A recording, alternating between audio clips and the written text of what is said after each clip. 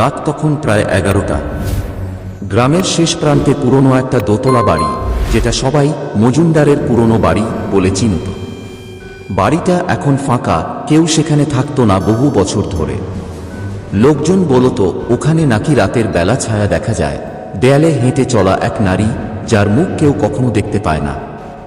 অর্ণবের সাহস। অর্ণব শহর থেকে এসেছে দাদুর গ্রামে। পুরনো বাড়ির গল্প শুনে তার কৌতূহল বেড়ে যায়। এক রাতে সে ঠিক করল বাড়িটায় ঢুকে সব সত্যি কিনা দেখে আসবে। টর্চ আর মোবাইল হাতে সে চুপি চুপি ঢুকে পড়ল ভাঙা গেট পেরিয়ে সে পুরনো বাড়িতে।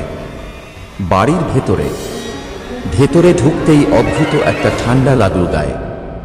বাতাস থেমে গেছে, অথচ গা ছমছম করছে।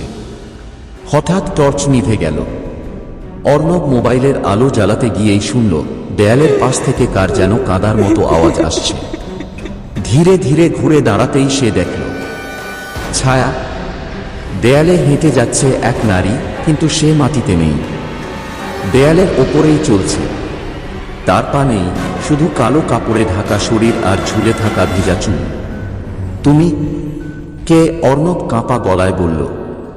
নারীটি থেমে গেল, ধীরে ধীরে ঘুরে দাঁড়াল, কিন্তু তার মুখ নেই, শুধু ফাঁকা গভীর অন্ধকার।